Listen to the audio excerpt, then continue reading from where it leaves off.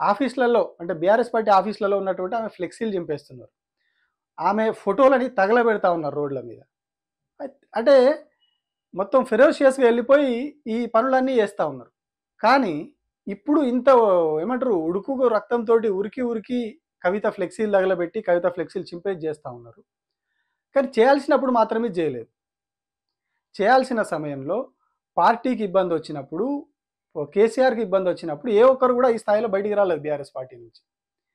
కేసీఆర్‌కు కాళేశ్వరం కమిషన్ నోటీసులు ఇచ్చినప్పుడు ఎవరు రోడ్ల మీదకి రాలేదు. కేటీఆర్‌కు ఫార్ములా ఈ కేసులో ఇష్యూ అయినప్పుడు కూడా ఎవరు రాష్ట్ర వ్యాప్తంగా రోడ్ల మీదకి రాలేదు. హరీష్ రావు మీద అలిగేషన్స్ వచ్చినప్పుడు ఎవరు రోడ్ల మీదకి రాలేదు. కేటీఆర్‌ను పదే పదే ఫార్ములా ఈ రేస్‌లో విచారణ పిలిచినప్పుడు ఎవరు రాలేదు. కాళేశ్వరం కమిషన్ ముంగట కేసీఆర్ హాజరైన రోజు కూడా ఎవరు రాలే.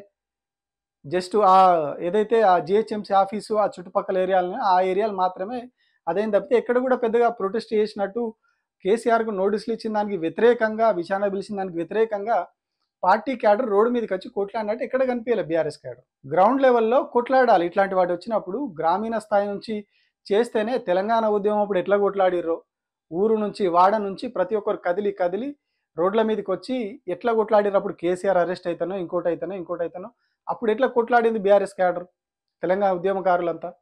కానీ ఇప్పుడు అది ఎక్కడ కూడా కనిపియలేదు. మనకి కనిపిస్తలేదు కూడా.